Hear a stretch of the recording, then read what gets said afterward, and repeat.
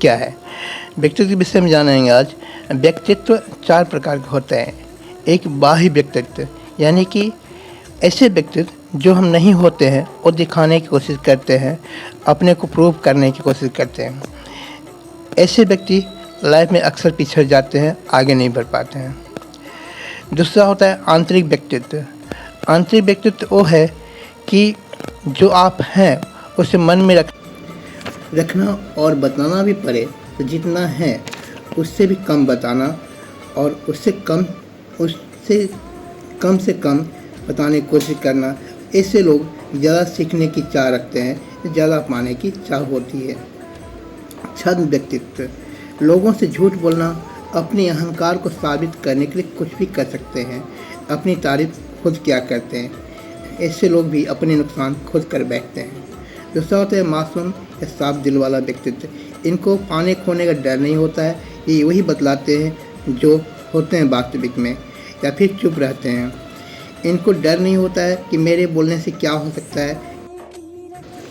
भगवान कहते हैं विषया निवर्तन्ते निराहारस्य देहिना रसवर्जम रसोपयस्य परम दृष्ट्वा निवर्तते।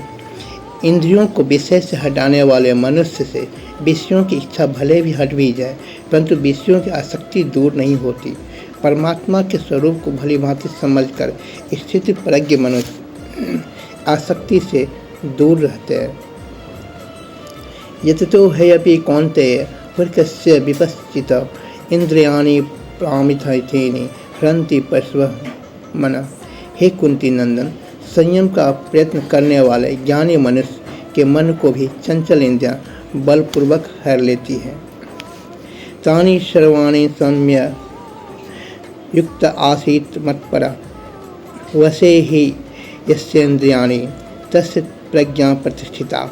जो मनुष्य अपनी संपूर्ण इंद्रियों को बस में करके मुझ में श्रद्धापूर्वक ध्यान लगाकर अपनी इंद्रियों को बस में करता है, उसी की बुद्धि स्थिर होती है।